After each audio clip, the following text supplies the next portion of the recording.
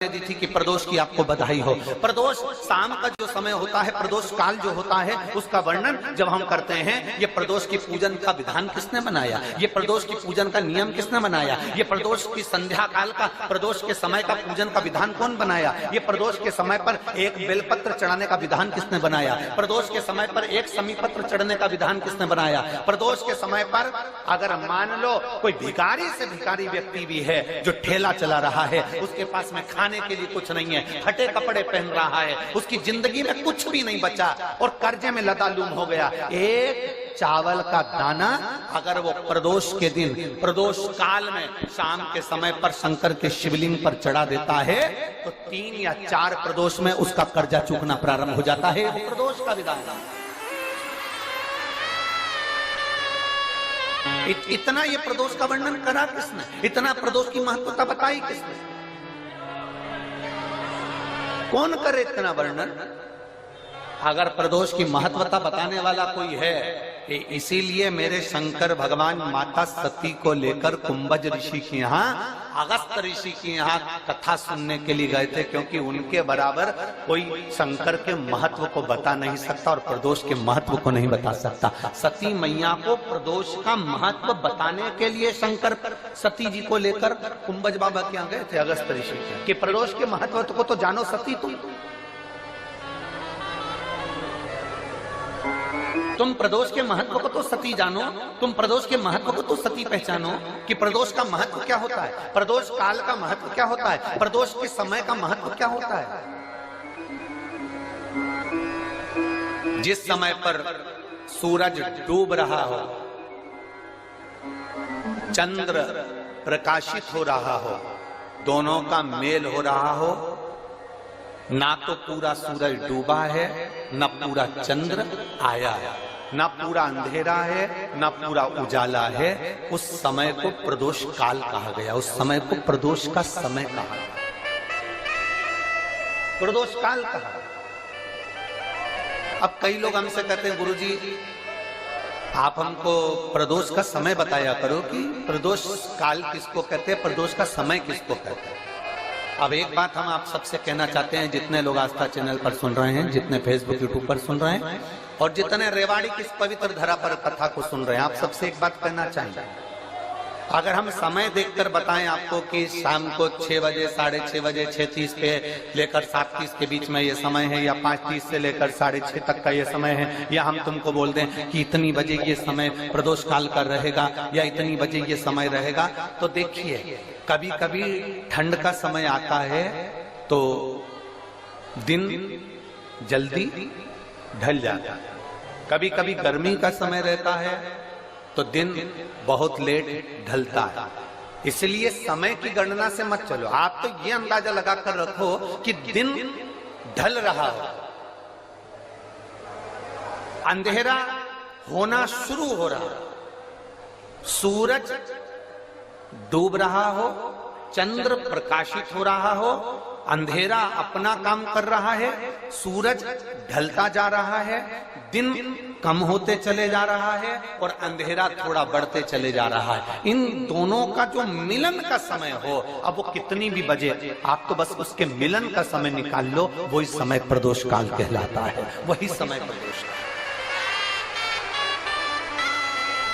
सुनना महाराज, सोमवार की प्रदोष पड़ती है तो शंकर भगवान कैलाश पर निवास करते हैं, मंगलवार की प्रदोष पड़ती है तो शिव काशी में निवास करते हैं, बुधवार की प्रदोष पड़ती है तो शिव रजत भवन में निवास करते हैं, गुरुवार की प्रदोष पड़ती है तो शिव गंगा के स्थल पर निवास करते हैं, शुक्रवार की अगर प्रदोष पड़ती है तो शिव नीलकंठ पर विराजमान होते हैं, शनिवार की अगर प्रदोष पड़ती है तो शिव शमी के वृक्ष के नीचे रहते हैं, और रविवार की जब प्रदोष पड़ती है तो शिव बेलपत्र के पेड़ के नीचे निवास करते हैं। महाराज, ये एकादशी शंकर से कह रही है कि आपका स्थान ये नहीं कि आप कैलाश पर मिले, उस वार को, उस तिथि के दिन, उस अनुकूल।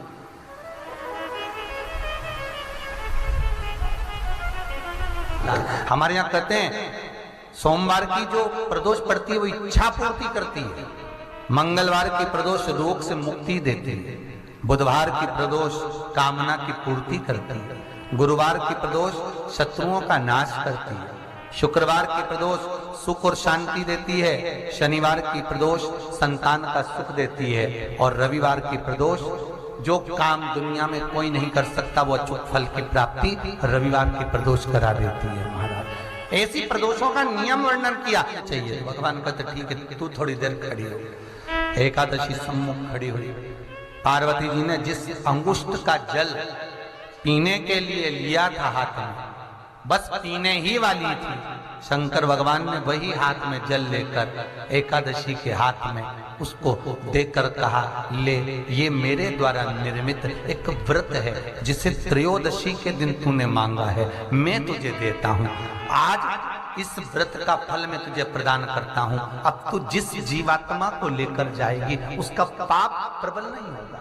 किसी स्त्री, पुरुष, बालक, बुजुर्ग जो भी होगा जिसने प्रदोष का व्रत करा होगा, वो जीवात्मा को तू किसी फल की कामना से नहीं स्वतः ही लेकर चली जाए, उसमें कोई कामना नहीं है।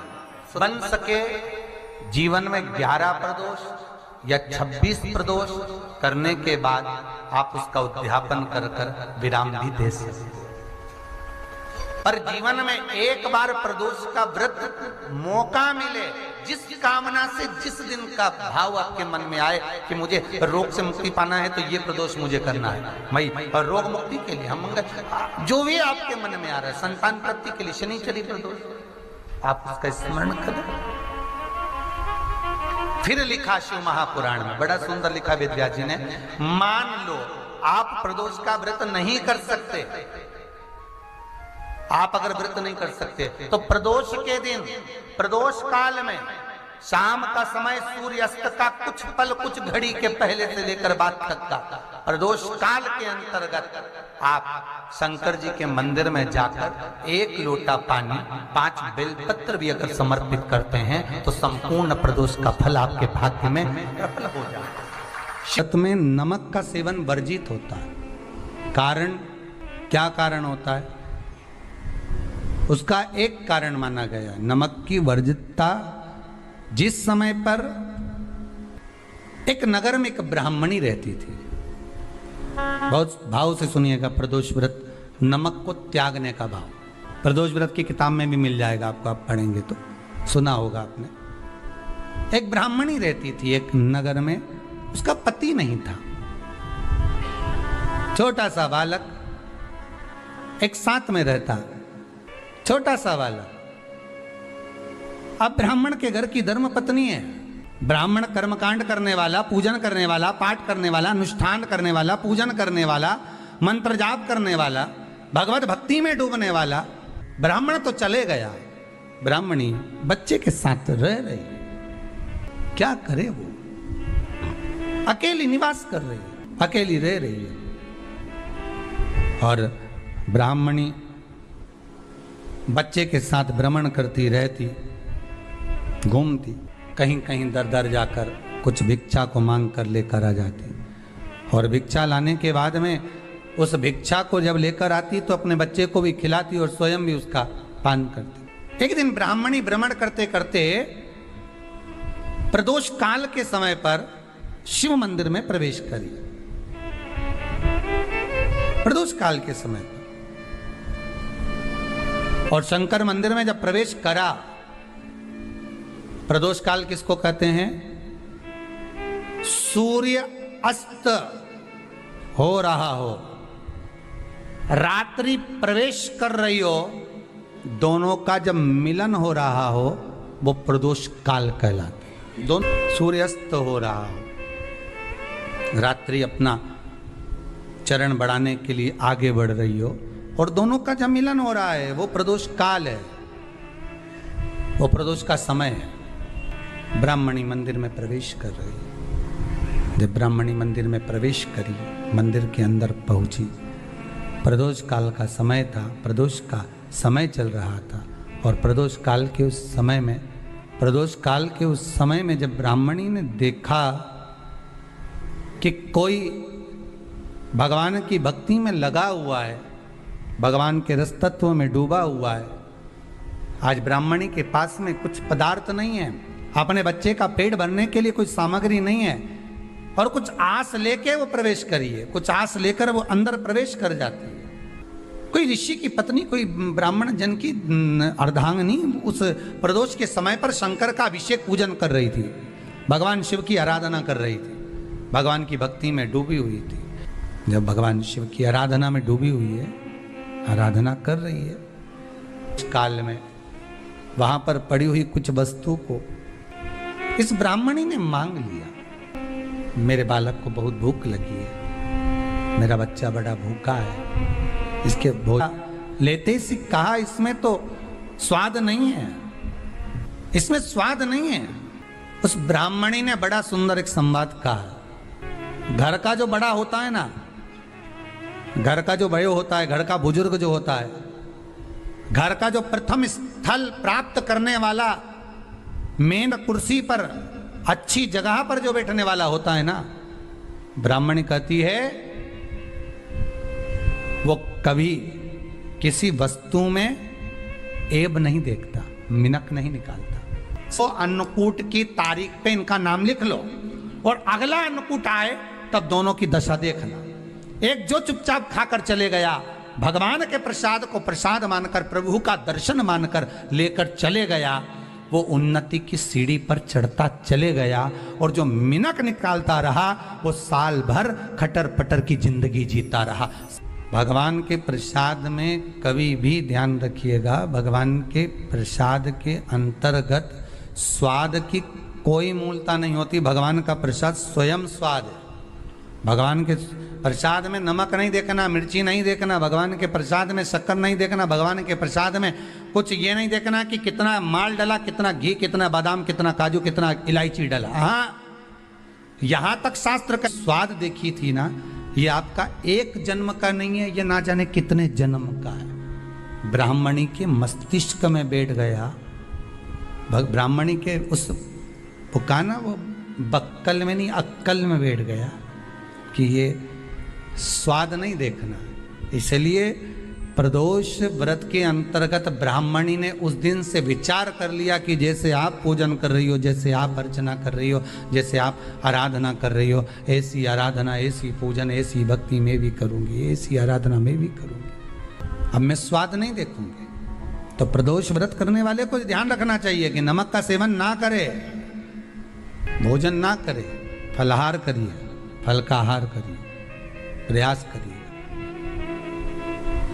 और यदि आपने व्रत का ले लिया भोजन का कि हम तो एक टाइम फलाहार करेंगे, एक टाइम भोजन करेंगे, ऐसा भी कई लोग प्रदोष ले लेते हैं, तो वो बात आपकी है, आप तक रखो, ठीक है, अपने मन तक। ठीक है, बाबा आपकी मनोकामना पूर्ण करे, वो भी भाव रखो। अरे भगवान को धन्यवाद दो कभी कभी कि तूने अच्छे घर में पैदा किया, अच्छा परिवार दिया, अच्छा पति दिया, अच्छी पत्नी दी, अच्छे बच्चे दिए, अच्छा कुटुंब दिया, घर दिया, दुकान दी, जमीन जायदाद दी, शरीर अच्छा दिया, हाथ पैर आंख नाक मुंह सब बढ़िया दिया, एक के भी निपटा के नहीं भेजा तूने।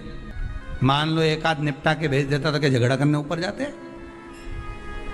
एक ही कान देता और एक गायब कर देता तो यहां से चिपका देता, तो क्या कर लेते? हाथ एक देता और एक गायब कर देता तो क्या झगड़ा करने जाते ऊपर कि मुझे ऐसा शरीर दिया? नहीं, भगवान को धन्यवाद देना कि मुझे अच्छे घर में पैदा करा, कटोरा लेके वहां चौराहे पे नहीं बिठाया, तूने अच्छा घर दिया, 2 समय की रोटी दे रहा है, खूब जोरदार शरीर दिया, भजन करने का मुहूर्त दिया, और बचा कुचा था तो ये सियोर वाला महाराज दे दिया, कथा सुनाने वाला। शाम के समय पर प्रदोष काल में बेलपत्री के पेड़ के नीचे, चाहे शंकर के मंदिर के दरवाजे पर या शिव मंदिर में, अगर आप प्रदोष के दिन दिया लगाते हो, सोमवार के दिन दिया लगाते हो, तो ऐसा कोई व्यक्ति नहीं जिसको मेरे देव अधिदेव महादेव, मेरा विश्वनाथ भंडार नहीं भरता हो। खा देता है जो शंकर के मंदिर को संभाल लेता है, उसके घर को और उसके परिवार को स्वयं महादेव संभाल लेता है, स्वयं महादेव।